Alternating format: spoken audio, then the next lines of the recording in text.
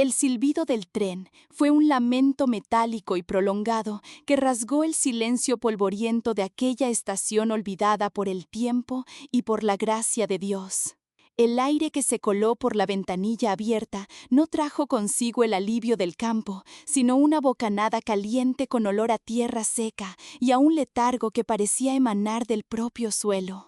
Aferré con una fuerza desmedida las asas de mi única y raída maleta, sintiendo el cuero gastado y agrietado bajo los nudos de mis dedos. Dentro de ella no había mucho más que un par de vestidos remendados, un libro de poemas de Becker y la carta que, en las últimas semanas, se había convertido en mi talismán y mi sentencia. La carta prometía un nuevo comienzo, una palabra tan seductora como peligrosa. Un puesto como institutriz en la Quinta de las Sombras, un lugar cuyo nombre, por sí solo, ya debería haberme hecho dudar. Pero la promesa de un techo seguro y un salario, por modesto que fuera, era un faro cegador en la más absoluta oscuridad de mi desesperación.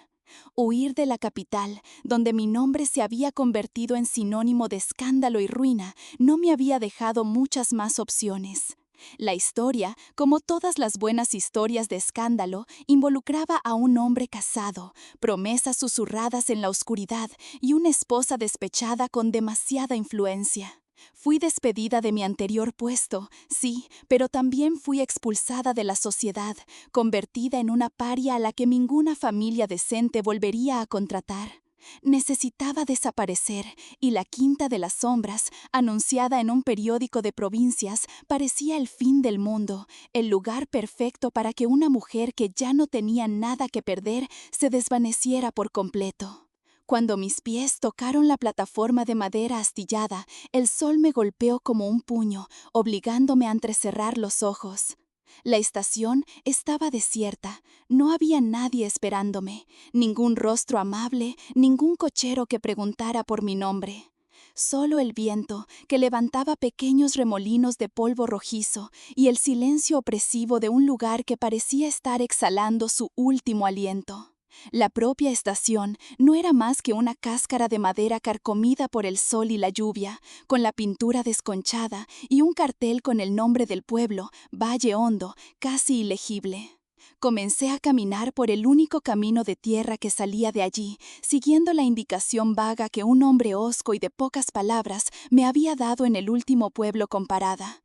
«La Quinta de las Sombras», había mascullado. «Siga el camino hasta que no pueda más. No tiene pérdida. Es el único monumento a la locura en leguas a la redonda».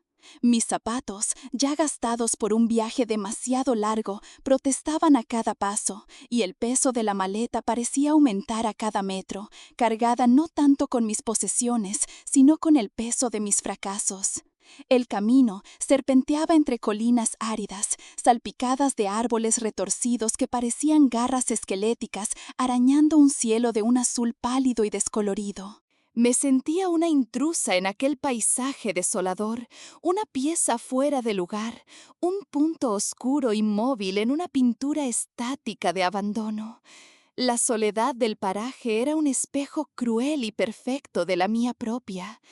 Después de lo que pareció una eternidad de caminata bajo el sol implacable, cuando mis músculos ardían y la sed era un fuego en mi garganta, la vi.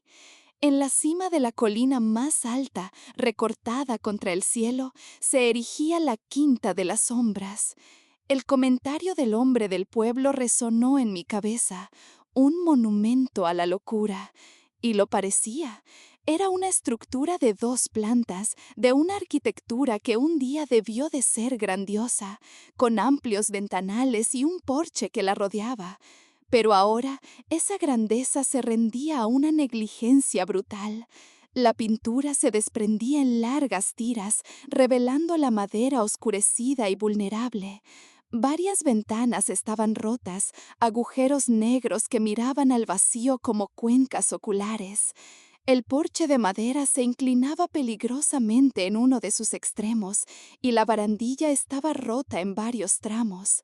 Una verja de hierro forjado, antaño majestuosa, ahora estaba torcida y cubierta de un óxido que parecía sangre seca, y se mantenía apenas en pie, una barrera inútil entre el camino y aquel mausoleo de madera y piedra. Dudé, con el corazón latiendo desacompasado en el pecho, un tambor ansioso contra mis costillas. La imagen de la mansión era un presagio, una advertencia silenciosa que me gritaba que diera media vuelta. Pero el recuerdo del rostro de mi antiguo patrón, de la humillación pública, fue el látigo que me obligó a seguir adelante. Empujé la verja, que gimió con un sonido metálico y lastimero, y caminé por el jardín muerto. Las malas hierbas habían ahogado cualquier vestigio de vida, y los rosales no eran más que un amasijo de espinas negras y retorcidas. Llegué a la puerta principal, una imponente pieza de roble oscuro, y levanté la mano para usar la aldaba de bronce en forma de león. La cara del león estaba verde por el óxido, su expresión de fiereza convertida en una mueca grotesca de enfermedad. Llamé 3 veces. El sonido retumbó en el silencio, hueco y desalentador. Esperé. El viento silbaba en los aleros del tejado. Pasaron los minutos. Cuando ya estaba a punto de darme la vuelta, convencida de que la casa estaba tan muerta por dentro como por fuera, la puerta se abrió con un chirrido agudo. La figura que surgió en el umbral parecía una extensión de la propia casa. Un hombre alto, demacrado, con una barba descuidada que ensombrecía la palidez de su rostro. Sus ojos, de un azul profundo y gélido, me evaluaron con una mezcla de sorpresa y abierta hostilidad. No era viejo, quizá rondaba los 40, pero cargaba con el peso de un siglo sobre sus hombros. Su ropa, aunque de buen corte, estaba arrugada y manchada, como si hubiera dormido con ella puesta durante días. ¿Qué quiere? Su voz era un arañazo de óxido, áspera por el desuso. Soy Elisa, la nueva institutriz. Mi propia voz salió más temblorosa de lo que me hubiera gustado. Le tendí la carta, el papel ya arrugado de tanto aferrarme a él. Lanzó una mirada fugaz a la carta y luego a mí, y una mueca de desprecio torció sus labios. Llega tarde, y engañada. No necesito una institutriz. Puede marcharse. Empezó a cerrar la puerta, pero mi pie, actuando con un instinto de pura y obstinada supervivencia, se movió y bloqueó el camino. No tengo a dónde ir, dije, la voz ahora firme, alimentada por la última chispa de orgullo que me quedaba. La agencia me aseguró el puesto. Usted es el señor Arturo, ¿no es así? La carta decía que debía cuidar de la casa y de los niños. Fue entonces cuando los vi, y el aire se me heló en los pulmones. Escondidos tras sus piernas, como pequeños fantasmas en la penumbra del vestíbulo, había 3 niños. Un niño, que parecía tener unos 10 años, nos miraba con una seriedad aterradora. Una niña, tal vez de 7, se aferraba a la pierna de su hermano, sus grandes ojos oscuros llenos de una aprensión silenciosa. Y el más pequeño, un niño de unos 4 años, se chupaba el pulgar, la mirada perdida en el vacío. Arturo siguió mi mirada y su rostro se contrajo en una máscara de dolor. Ellos no necesitan a nadie, gruñó, pero la convicción había flaqueado. Nosotros no necesitamos a nadie. Todo niño necesita a alguien, repliqué en voz baja, y toda casa necesita cuidados. Esta se está muriendo, igual que las personas que viven en ella. La verdad de mis palabras flotó en el aire, peligrosa e irrefutable. Sin decir más, se apartó de la puerta, un gesto de derrota. Entré y la puerta se cerró tras de mí con un golpe sordo, sellando mi destino en aquel lugar de sombras. El interior de la casa era aún más desolador que su fachada. Un manto de polvo lo cubría todo con una uniformidad gris y deprimente. El aire era pesado, denso, cargado con el olor a moho, a madera húmeda y a una tristeza tan antigua que parecía haberse solidificado en las paredes. Telarañas colgaban de la lámpara de araña del vestíbulo como sudarias de encaje macabro. Un gran piano de cola, con la tapa cerrada, ocupaba un rincón del salón, mudo y cubierto de polvo, un gigante dormido. Arturo, sin mirarme, se dio la vuelta y caminó por el pasillo. Sus pasos resonaban en el suelo de madera, los únicos sonidos en aquel silencio sepulcral. Se detuvo ante una puerta y, sin volverse, dijo: «Esa es su habitación, al final de la escalera. No me moleste». Y dicho esto, se encerró en la que supuse que era su biblioteca o estudio. La puerta se cerró con una finalidad que no dejaba lugar a dudas. Me había quedado sola, con 3 niños silenciosos que me miraban como si fuera una aparición, un ser de otro mundo que había invadido su universo de sombras. Los días que siguieron fueron una guerra silenciosa, una campaña personal contra el abandono. Mi estrategia era simple: reclamar la casa, centímetro a centímetro, a la mugre y a la desesperación. Comencé por mi propia habitación, una estancia pequeña pero con un gran ventanal que daba al jardín muerto. Froté los suelos, limpié los cristales hasta que la luz pudo entrar sin filtros, y sacudí las sábanas y mantas hasta que dejaron de oler a humedad. Cada tarea era un pequeño acto de afirmación, un grito silencioso que decía: «Todavía hay vida aquí». Arturo permaneció atrincherado en su estudio. A veces oía sus pasos inquietos, el arrastrar de una silla, el tintineo revelador de una botella contra un vaso. Era una presencia fantasmagórica, el guardián del luto que impregnaba cada rincón. Los niños, por su parte, eran como satélites silenciosos que orbitaban el agujero negro del dolor de su padre. Se movían por la casa con un sigilo que me rompía el corazón, como si temieran que el simple sonido de sus pasos pudiera romper algo más frágil aún. Tomás, el mayor, era el más hostil. Me observaba desde la distancia con una desconfianza casi adulta, sus ojos siguiéndome mientras yo barría el pasillo o intentaba reparar la barandilla de la escalera. Él era el protector de sus hermanos, el pequeño hombre de la casa, y veía en mí a una intrusa, una anomalía que amenazaba el frágil y disfuncional orden que conocían. Clara, la niña, era la más etérea. Pasaba horas sentada en el escalón del porche, mirando el jardín muerto, con una muñeca de trapo a la que le faltaba un ojo firmemente sujeta en su regazo. El pequeño Miguel era la sombra de sus hermanos, siguiéndolos a donde quiera que fueran, un eco silencioso de su existencia. Decidí que mi siguiente bastión a conquistar sería la cocina. Era el corazón de cualquier hogar, y el corazón de este estaba frío y cubierto de cenizas. Me llevó 2 días enteros frotar la grasa y el hollín de las paredes y del techo. Pulí las ollas de cobre manchadas hasta que reflejaron mi propio rostro cansado. Desatasqué el fregadero y fregué el suelo de baldosas hasta que recuperaron su patrón original en blanco y negro. Mientras trabajaba, sentía los ojos de los niños sobre mí, una curiosidad cautelosa que rompía su habitual apatía. A la tercera mañana, cuando bajé, encontré un montón de leña seca cortada y apilada junto a la estufa. Fue la primera señal, por minúscula que fuera, de que mi presencia había sido registrada. Una concesión silenciosa en nuestra Guerra Fría. No fue una bienvenida, pero fue algo. Fue suficiente para seguir adelante. Esa noche, con la cocina limpia y funcional, decidí dar el siguiente paso en mi silenciosa campaña. Busqué en la despensa un cuarto frío y húmedo que olía a tierra. Estaba casi vacía, un testimonio desolador de la negligencia que reinaba en la casa. Pero en un rincón, detrás de unos sacos de arpillera vacíos, encontré un tesoro: un saco de patatas y una cesta con algunas zanahorias y cebollas, arrugadas y blandas, pero aún comestibles. Con esos humildes ingredientes me dispuse a obrar un pequeño milagro.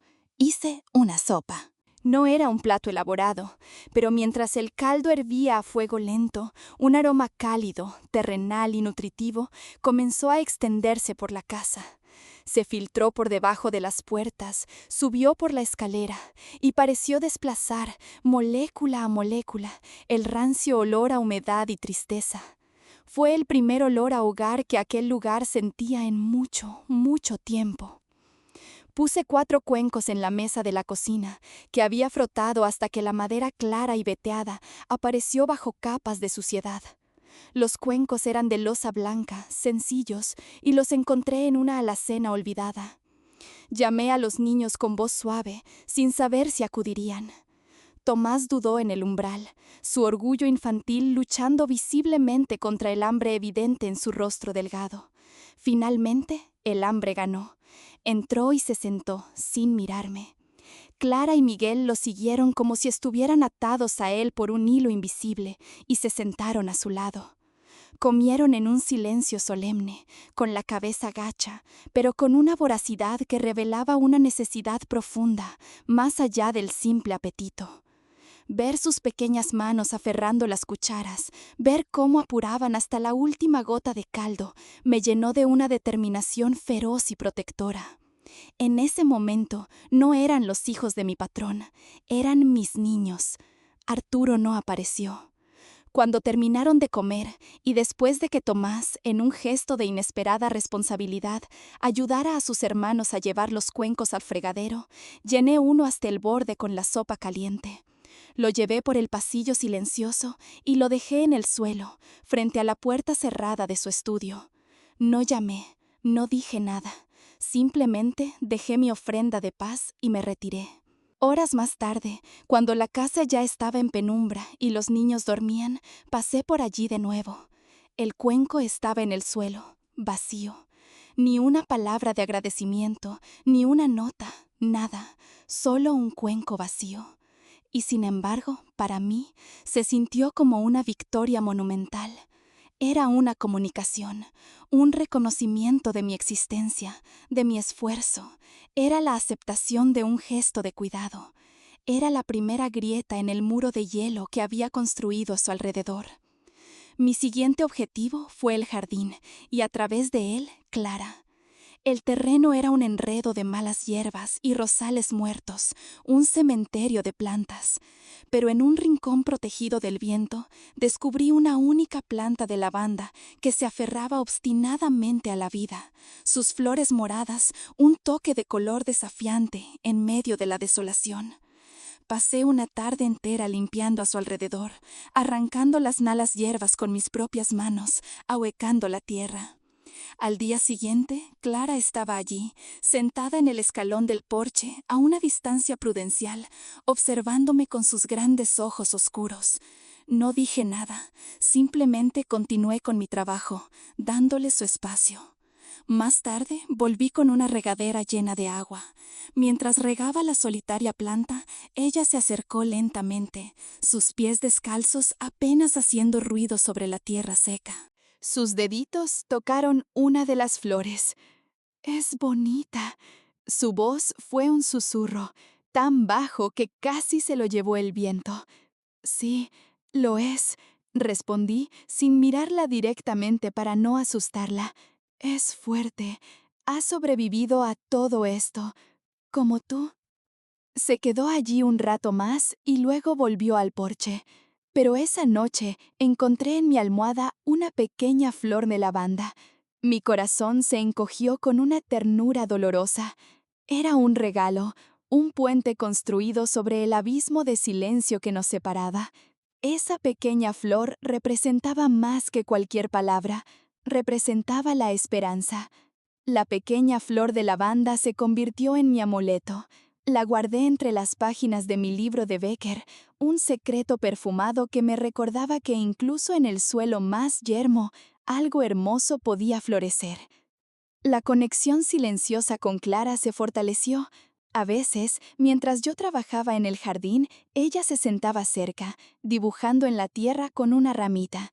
No hablábamos mucho, pero su presencia era un consuelo, una aceptación silenciosa.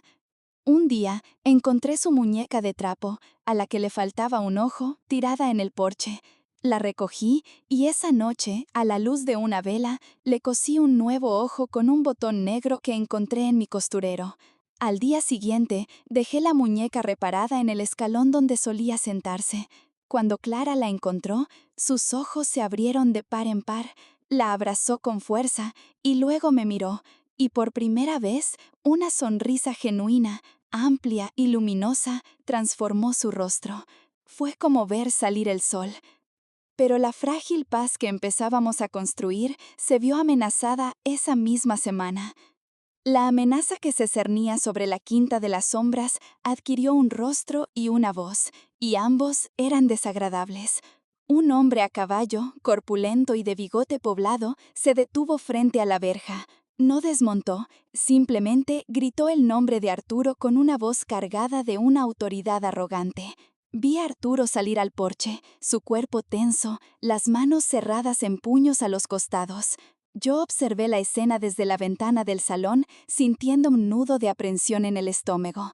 El hombre era el coronel Valerio, nuestro vecino más cercano y, al parecer, el arquitecto de gran parte de la miseria de Arturo. «Arturo, he venido a saber si ya has tomado una decisión sensata», gritó el coronel, su voz resonando en el aire quieto. «No tengo nada que decidir, Valerio». La voz de Arturo era baja, pero cortante como un cuchillo.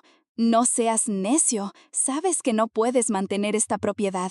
Tu padre me debía dinero, una suma considerable. La tierra debería haber sido mía por derecho hace años. Te estoy haciendo una oferta generosa por respeto a su memoria, aunque él no se la mereciera. Esta tierra no está en venta», repitió Arturo, cada palabra cincelada en hielo. Valerio soltó una carcajada, un sonido desagradable que pareció asustar a los pájaros en los árboles lejanos. «Mírate, mira este lugar, es una ruina. Tú, la casa, tus hijos, todo se está desmoronando. Véndemela, es lo mejor para todos. Te quitarás un peso de encima. Podrás irte a la ciudad, empezar de nuevo lejos de los fantasmas». «He dicho que no está en venta». La voz de Arturo contenía una finalidad tan peligrosa, una nota de violencia contenida, que incluso el coronel pareció retroceder un paso con su caballo. «Entonces tendremos que resolver esto de otra manera, Arturo. Una lástima». Valerio se encogió de hombros con falsa pesadumbre, pero sus ojos brillaban con malicia. «Las deudas, tarde o temprano, se cobran, por las buenas o por las malas». Giró su caballo y se marchó, dejando tras de sí una nube de polvo y una tensión palpable que se podía cortar con un cuchillo. Esa noche, el silencio en la casa era diferente. Ya no era solo el silencio del luto, sino el silencio del miedo. Me di cuenta de que la batalla que estaba librando no era solo contra el polvo y la tristeza, sino contra la codicia de hombres que veían el dolor de Arturo como una oportunidad. Entendí que mi destino, de alguna manera, se había entrelazado con el de esta familia rota. No podía simplemente ser la institutriz, tenía que ser una aliada, una defensora. Mi huida personal había terminado en el frente de la guerra de otra persona, y por extraño que pareciera, estar en esa trinchera me hacía sentir, por primera vez en mucho tiempo, que mi vida tenía un propósito. La visita del coronel Valerio fue el catalizador que me impulsó a actuar con más decisión. La amenaza ya no era una sombra abstracta, sino un hombre real con un plan claro. El aire en la casa se había vuelto más denso, cargado de una urgencia tácita. Arturo se había retirado de nuevo a su caparazón, pero esta vez su silencio no era de apatía, sino de una furia impotente. Yo sabía que tenía que hacer más. Limpiar y cocinar eran actos de supervivencia, pero necesitábamos construir defensas, no solo físicas, sino emocionales y mentales. Necesitábamos una rutina, un sentido de normalidad que pudiera servir de escudo contra el caos que nos rodeaba. Encontré una colección de viejos libros de texto en la biblioteca polvorienta: gramática, aritmética, historia. Pertenecían a Arturo y a un hermano cuyo nombre, Gabriel, aparecía en algunas de las guardas. Cada mañana, después del modesto desayuno, reunía a Tomás y a Clara en la gran mesa del comedor para darles clase. Despecé un extremo de la mesa de su capa de polvo, creando nuestro pequeño santuario de aprendizaje. Miguel jugaba en el suelo con unos bloques de madera que encontré en un viejo baúl, construyendo sus propias fortalezas y castillos. Al principio, como era de esperar, Tomás se resistió. «No necesito esto», decía, cruzando los brazos con terquedad. «Necesito aprender a arreglar la valla, a poner trampas para conejos». «Puedes y debes aprender ambas cosas», le respondí con toda la calma de la que fui capaz. «Un hombre fuerte, Tomás, usa tanto la cabeza como las manos. Saber leer y escribir, saber de números, es un arma. Nadie puede quitarte ese conocimiento». Nadie puede engañarte con un papel si tú sabes leerlo mejor que ellos. La mención de los papeles y los engaños le hizo dudar. Había oído la conversación entre su padre y el coronel. Entendía, a su manera infantil pero astuta, la naturaleza de la amenaza a la que nos enfrentábamos. Cedió, aunque con un suspiro de resignación. Pronto descubrí que era rápido, increíblemente inteligente, con una mente lógica y afilada para las matemáticas. Le planteaba problemas y los resolvía con una velocidad que me sorprendía. Había una mente brillante bajo esa fachada de niño hosco. Clara, por otro lado, se sentía atraída por las palabras, por las historias. Su imaginación, reprimida durante tanto tiempo, florecía cuando yo leía en voz alta. Se perdía en los cuentos de hadas y en las aventuras de tierras lejanas. Por primera vez la vi sonreír abiertamente, una sonrisa pequeña y tímida, pero que iluminó su rostro como un rayo de sol. Aquellas horas de clase se convirtieron en un pequeño santuario de orden en medio del desorden de nuestras vidas. Eran horas en las que no éramos una familia rota en una casa en ruinas, sino un maestro y sus alumnos, explorando mundos nuevos. Incluso Arturo pareció notarlo. A veces, la puerta de su estudio se entreabría una rendija, y yo sabía que estaba escuchando. Nunca lo admitiría, pero sentía su presencia, su atención silenciosa. Un día, mientras reparábamos la valla que los hombres de Valerio habían derribado, Tomás me miró. «Mi padre antes construía puentes», dijo de repente, «puentes enormes. Me lo contó mi madre». La mención de su madre me sorprendió. Era la primera vez que alguno de ellos la nombraba. «Era un gran hombre», continuó, como si hablara consigo mismo, «el mejor». «Sigue siéndolo, Tomás», le aseguré, poniendo una mano en su hombro.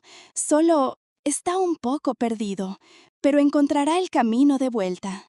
Él no respondió, pero la forma en que apretó el martillo me dijo que mis palabras le habían dado una pizca de la esperanza que tanto necesitaba.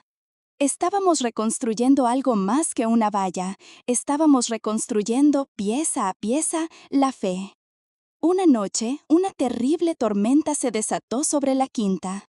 No fue una lluvia pasajera, sino un diluvio furioso. Relámpagos de un blanco azulado rasgaban el cielo, iluminando la desolación del jardín por un instante, y el sonido del trueno hacía temblar los cimientos de la casa.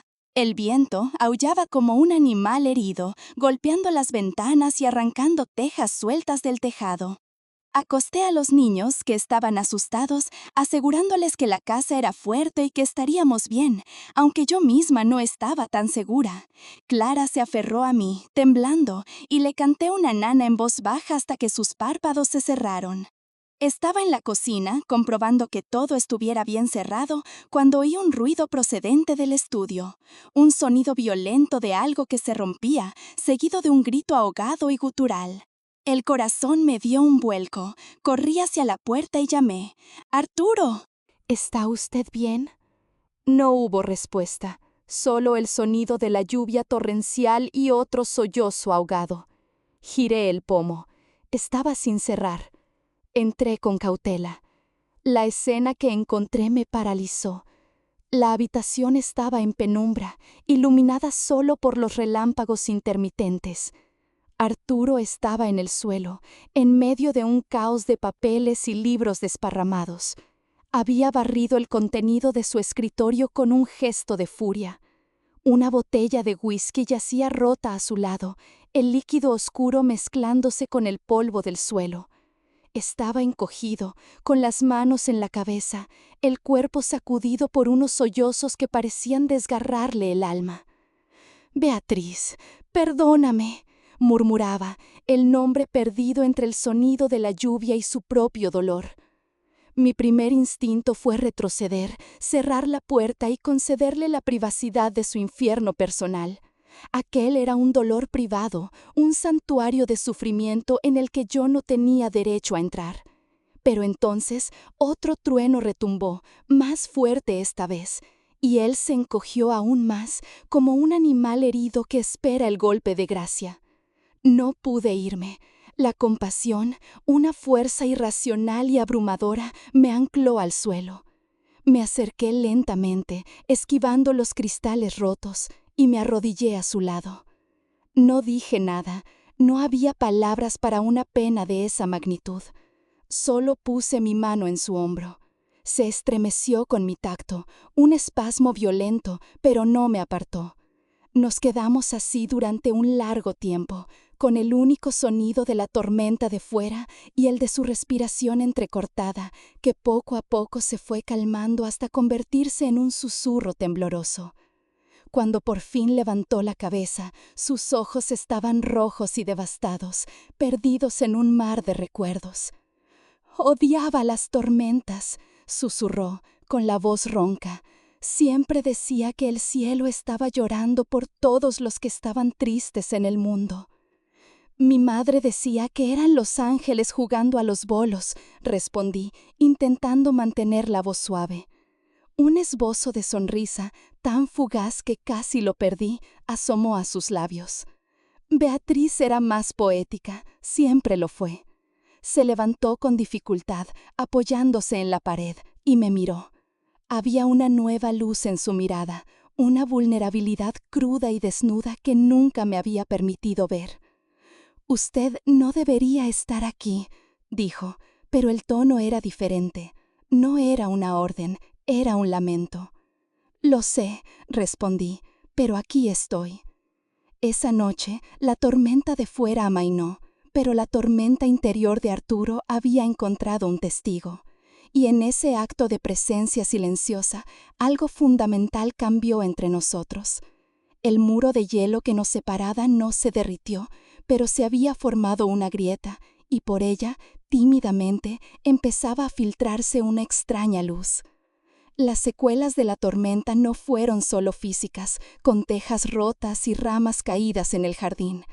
También hubo un cambio sutil en la atmósfera de la casa. Arturo ya no se encerraba por completo en su estudio. Empezó a deambular por la casa, silencioso y pensativo, como un fantasma que intentara familiarizarse de nuevo con su propio mausoleo. A veces reencontraba en el salón, pasando los dedos por las teclas polvorientas del piano, o en el porche, mirando las colinas lejanas con una expresión indescifrable. No hablábamos, pero su presencia ya no era una muralla, sino una pregunta silenciosa. Este cambio de comportamiento me dio una oportunidad que mi conciencia me gritaba que no tomara, pero que mi corazón me decía que era necesaria. La necesidad de entender la raíz de tanto dolor era más fuerte que mi sentido de la corrección. Sabía que para ayudarle, para ayudar a los niños, necesitaba conocer la historia completa, no solo los fragmentos susurrados en el pueblo o los lamentos de una noche de tormenta.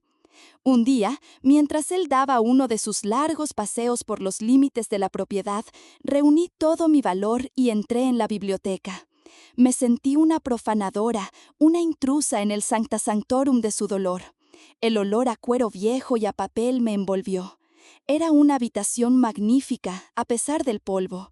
Las estanterías iban del suelo al techo, repletas de libros de arquitectura, filosofía, poesía. Era la mente de Arturo expuesta en estantes. En un escritorio de caoba en la esquina, la misma que había volcado durante la tormenta, estaba la pequeña caja de madera tallada que había visto de reojo. Mi corazón martillaba contra mis costillas, un tambor de culpabilidad y anticipación. Pero mis manos, con una voluntad propia, se extendieron y la abrieron. Dentro, como recordaba, estaba el fajo de cartas atadas con la cinta de satén azul descolorida. y debajo de ellas el diario con tapas de cuero. Desaté la cinta con dedos temblorosos. La caligrafía de las cartas era elegante, fluida, llena de vida. Eran de Beatriz para Arturo, escritas durante sus primeros años de matrimonio. Hablaban de sueños, de planes para el jardín, del amor inmenso que sentía por él, un amor que parecía tan brillante y sólido como el sol. Mi querido arquitecto de sueños, empezaba una, hoy ha imaginado cómo será nuestro jardín en primavera. Plantaremos rosas junto al porche para que su perfume entre por las ventanas por la mañana. La felicidad que emanaba de aquellas páginas era tan vibrante que dolía físicamente, un contraste cruel con la lúgubre realidad de la casa. Luego, con una sensación de pavor creciente, abrí el diario. Las primeras páginas eran un eco de las cartas, llenas de la alegría del amor joven y del nacimiento de Tomás. Pero a medida que pasaban los años, el tono cambiaba. Una melancolía sutil, como una mancha de tinta, comenzaba a filtrarse en las palabras. Arturo ha ganado otro gran proyecto, escribió en una entrada. Estoy tan orgullosa de él. Pero a veces, en medio de las celebraciones, me siento invisible. Soy la señora de la Vega, la madre de sus hijos, la anfitriona de sus cenas. Pero ¿dónde está Beatriz? En otra, más tardía, la sombra era más oscura. La tristeza es una compañera constante.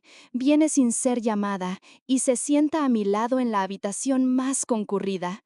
Arturo no lo ve.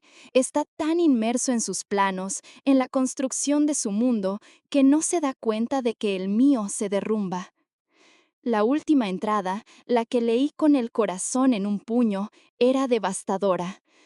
Hoy, el carruaje va a la ciudad para recoger unos encargos. Arturo está de viaje. Los niños están con la niñera. La casa está en silencio, y este silencio me grita. He pensado en los acantilados del camino. El médico dice que son mis nervios, me ha dado un tónico. Pero no son mis nervios, es mi alma la que está enferma. Quizá un golpe, un instante de miedo, y luego la paz. Quizás sea la única forma de encontrarla. Un sollozo se me escapó. No fue un accidente, fue un acto de desesperación, y Arturo vivía con esa última página grabada a fuego en su memoria. ¿Qué está haciendo? La voz de Arturo, baja y letal, me hizo dar un respingo. Estaba de pie en la puerta, con el rostro contraído en una máscara de furia y traición. Me había atrapado. El diario cayó de mis manos y golpeó el suelo con un ruido sordo que pareció resonar en toda la casa. Los ojos de Arturo, que en los últimos días habían empezado a perder su gélida dureza, ardían ahora con una furia incandescente. Avanzó en 2 zancadas y me arrancó el diario del suelo. Lo sujetó contra su pecho como si protegiera el último vestigio sagrado de su pasado, un corazón expuesto y sangrante. No tenías derecho, siseó, y cada palabra era una gota de veneno. Su voz estaba entrecortada por el dolor y una rabia que parecía emanar de lo más profundo de su ser. No tenías derecho a tocar sus cosas, a hurgar en sus pensamientos, a invadir lo que era nuestro.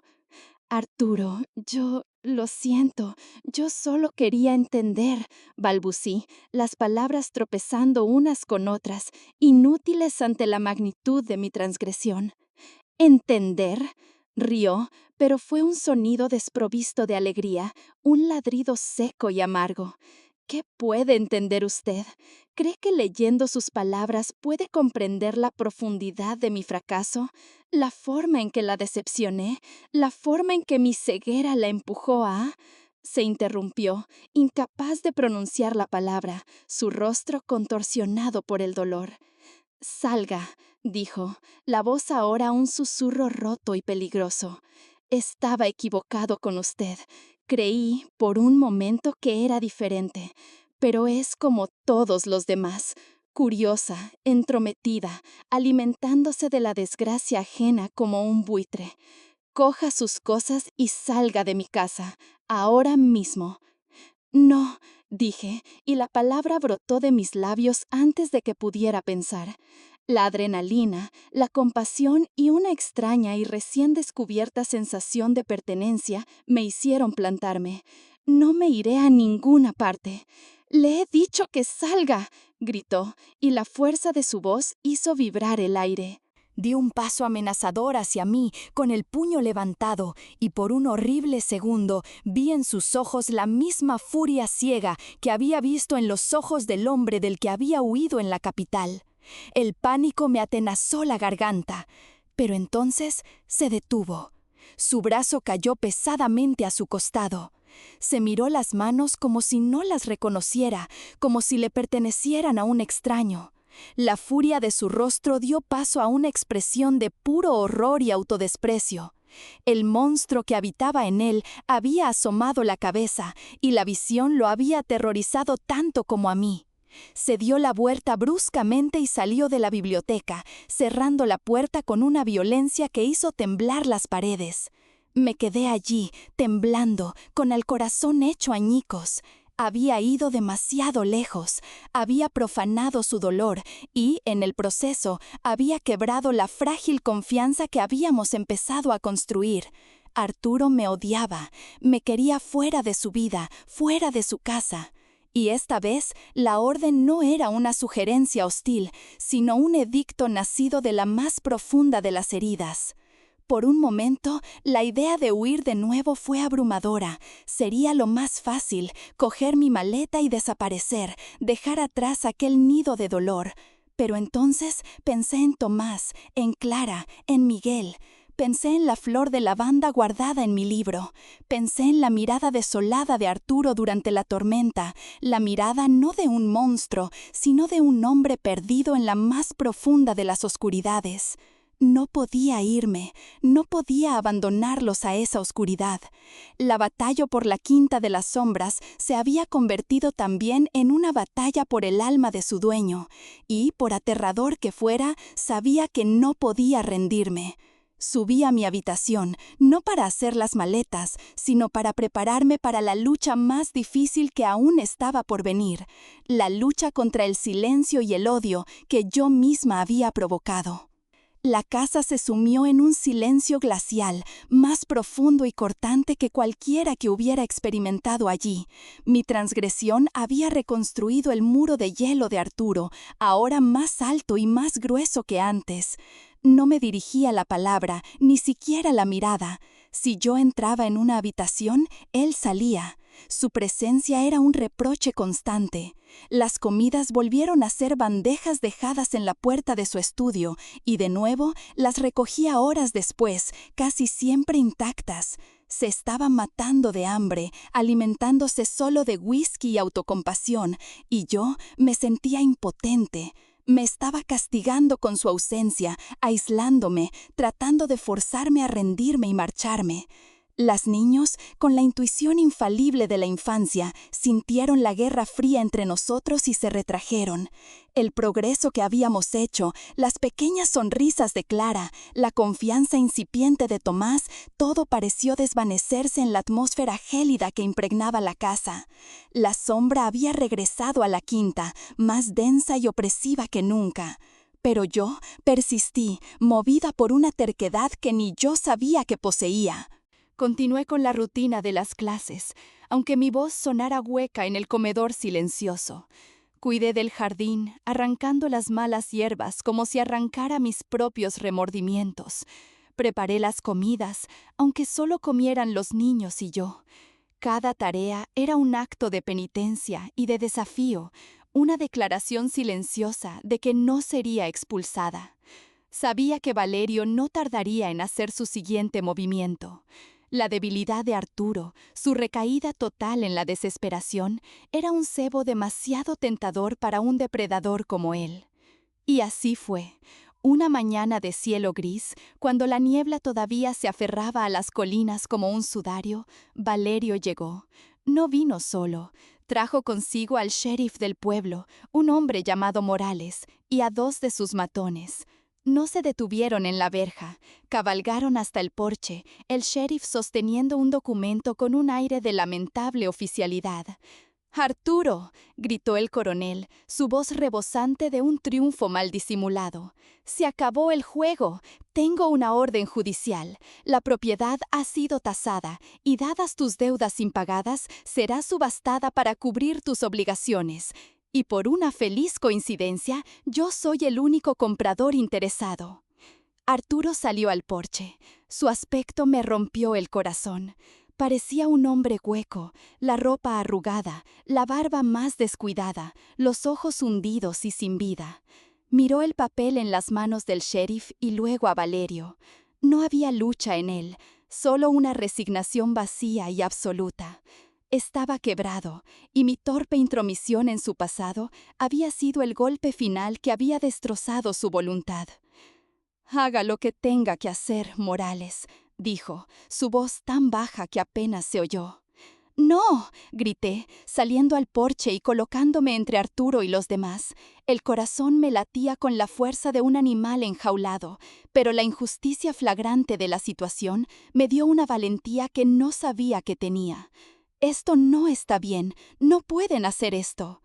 El sheriff Morales, un hombre de semblante cansado y mejillas caídas, me miró con algo parecido a la compasión. «Lo siento, señora. La ley es la ley. La deuda es antigua. Los intereses se han acumulado. No hay nada que podamos hacer». «Siempre hay algo que hacer», insistí, la desesperación agudizando mi voz. «Esto es un robo y usted está siendo cómplice. Sabe que estos intereses son usura». «Cuidado con sus palabras, mujer», gruñó Valerio. «Esto ya no es asunto suyo. Ahora salgan de mi propiedad, todos ustedes». Hizo una señal a sus hombres, que empezaron a subir los escalones del porche con sonrisas de suficiencia. Arturo permaneció inmóvil, como una estatua de sal. Todo parecía perdido. Mi desafío había sido en vano. Estábamos a punto de ser expulsados. Fue entonces, en el momento de la más absoluta derrota, cuando la voz de Tomás, sorprendentemente clara y firme, cortó el aire tenso. Estaba de pie en el umbral de la puerta, con Clara y Miguel detrás de él, una pequeña falange de resistencia infantil. «Mi padre no es un cobarde». Todos nos volvimos a mirarlo. Arturo lo miró como si lo viera por primera vez, como si despertara de un largo y penoso sueño. Tomás dio un paso adelante, su pequeño cuerpo temblando visiblemente, pero su barbilla levantada en un gesto de desafío que imitaba el de su padre en sus mejores tiempos. Miró directamente al coronel Valerio, sin dejarse intimidar por su corpulencia ni por su aire de matón. «Usted habla de deudas y de la ley», continuó Tomás, su voz resonando con una sabiduría impropia de su edad, una sabiduría extraída de los libros que habíamos leído juntos y de un dolor que ningún niño debería conocer. «Pero mi padre me enseñó que la mayor deuda que tiene un hombre es con su propio honor. Y usted, coronel, no tiene ninguno. Usted se aprovecha del dolor de los demás para robarles lo que es suyo. Mi padre construía puentes, puentes de verdad. Usted solo sabe destruirlos». Las palabras de su hijo golpearon a Arturo con la fuerza de una revelación. Lo vi enderezarse, como si una corriente eléctrica recorriera su columna vertebral. El velo de apatía se rasgó y en sus ojos se encendió un destello de aquel fuego que yo sabía que existía bajo las cenizas de su dolor. Se irguió y por primera vez en semanas pareció el verdadero señor de la casa, el arquitecto, el hombre que Beatriz había amado. «Mi hijo tiene razón, Valerio», dijo Arturo, y su voz, aunque todavía ronca, tenía un nuevo y resonante timbre de autoridad. «Puedes tener un papel en la mano, un trozo de papel manchado con tu codicia, pero no eres más que un buitre alimentándote de carroña. Esta casa puede estar en ruinas, pero sus cimientos están construidos con una dignidad que tú nunca entenderás». Luego se volvió hacia el sheriff. «Y usted, Morales, usted conoce la historia de esta deuda, sabe que fue contraída bajo coacción por mi padre cuando estaba enfermo. Sabe que los intereses que el coronel cobra son usura, algo ilegal en cualquier tribunal decente. Ha hecho la vista gorda durante años, por miedo o por conveniencia, pero hoy, frente a mis hijos, tiene que tomar una decisión. Puede seguir siendo el perro faldero de este hombre, o puede, por una vez en su vida, estar del lado de la justicia. El sheriff Morales miró de Arturo a Valerio y luego a los 3 niños de pie en la puerta, defendiendo su hogar con una valentía que avergonzaba a los adultos presentes. Vi un atisbo de vergüenza en su rostro cansado. Suspiró, un suspiro largo y profundo que pareció llevarse consigo años de cobardía. Valerio, dijo el sheriff, doblando el documento con dedos lentos y deliberados, este auto judicial no me parece correcto. El chico tiene razón. Hay irregularidades que deben ser investigadas a fondo. Tendré que llevarlo de vuelta a la ciudad y solicitar una revisión completa del caso. Hasta que eso ocurra, y puede que tarde mucho tiempo, esta propiedad pertenece legalmente al señor Arturo de la Vega, y le sugiero que usted y sus hombres se retiren inmediatamente. El rostro de Valerio se contrajo en una máscara de furia lívida. Abrió la boca para protestar, para amenazar, pero la mirada del sheriff, por primera vez firme y decidida, lo silenció. Derrotado y humillado, escupió en el suelo del porche, se dio la vuelta y bajó los escalones, con sus hombres siguiéndole como perros con el rabo entre las piernas. Los vimos marcharse en silencio. La amenaza inmediata había pasado. Pero la verdadera victoria no fue la retirada del coronel, fue lo que sucedió a continuación. Arturo se arrodilló frente a Tomás y puso las manos sobre los hombros de su hijo. Sus ojos estaban llenos de lágrimas, pero también de un inmenso y abrumador orgullo. «Gracias», susurró, «me has recordado quién soy». Luego levantó la vista y me miró, por encima de la cabeza de Tomás. Y en esa mirada lo vi todo. La petición de perdón, la gratitud, la promesa de un nuevo comienzo. El silencio finalmente se había roto, no por mis esfuerzos, sino por el amor incondicional de un hijo. La partida del coronel Valerio no fue el final de la guerra, pero fue el final de la oscuridad. La casa pareció exhalar un suspiro de alivio colectivo. Esa tarde, mientras yo preparaba un té en la cocina, Arturo entró. Se detuvo frente a mí, y el silencio que se instaló entre nosotros ya no era hostil, sino expectante, lleno de palabras no dichas. «Elisa», dijo finalmente, su voz suave, «necesito que me perdones. Lo que dije en la biblioteca, la forma en que te traté, no hay excusa. Te abrí mi herida más profunda y luego te castigué por verla. Viste lo peor de mí y aún así te quedaste. Luchaste por esta familia cuando yo mismo me había rendido». «Me quedé porque creo en esta familia, Arturo», respondí, mi propia voz entrecortada, «y porque, a pesar de todo, creo en ti». «El diario», empezó, tragando saliva. «La historia de Beatriz no es tan sencilla como la culpa que yo he cargado. La amaba Elisa con todo mi ser, pero la ahogué con mis expectativas, con mi ambición. Estaba tan ciego construyendo mi nombre, mi legado, que no vi que ella se estaba desvaneciendo ante mis ojos. El accidente.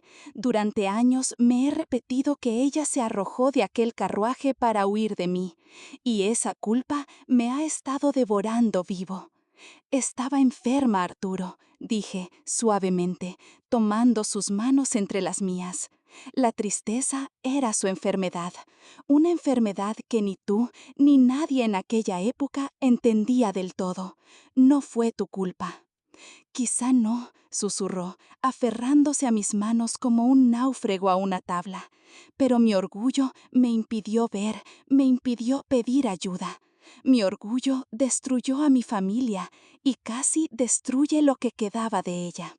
Levantó la mirada y sus ojos azules ya no eran fríos, sino claros y llenos de una emoción abrumadora. Tú me enseñaste que la vulnerabilidad no es una debilidad. Tú y mis hijos me habéis salvado de mí mismo. En ese momento, todas las barreras que quedaban entre nosotros se derrumbaron. Me atrajo hacia sí en un abrazo, y yo hundí el rostro en su pecho, sintiendo el olor a tierra, a libros viejos y a un futuro incierto, pero esperanzador. Lloramos juntos, un llanto catártico de alivio, de perdón y de una nueva y frágil esperanza que empezaba a fincar raíces en el suelo de aquella casa. Los días que siguieron fueron como ver el sol nacer después de una noche interminable. Arturo se convirtió en el padre que sus hijos necesitaban desesperadamente. Les enseñaba a reparar la valla, pero también les leía historias por la noche. Ayudaba a Tomás con la aritmética y enseñaba a Clara a identificar las constelaciones en el cielo nocturno. Jugaba con Miguel en el jardín, y el sonido de la risa de los niños, un sonido casi olvidado, empezó a llenar los antes silenciosos pasillos de la casa. La quinta de las sombras empezó a despertar de su largo sueño. Juntos plantamos el jardín, las semillas de lavanda, rosales nuevos, un pequeño huerto. Nuestras manos se tocaban en la tierra y cada roce era una conversación silenciosa, una promesa.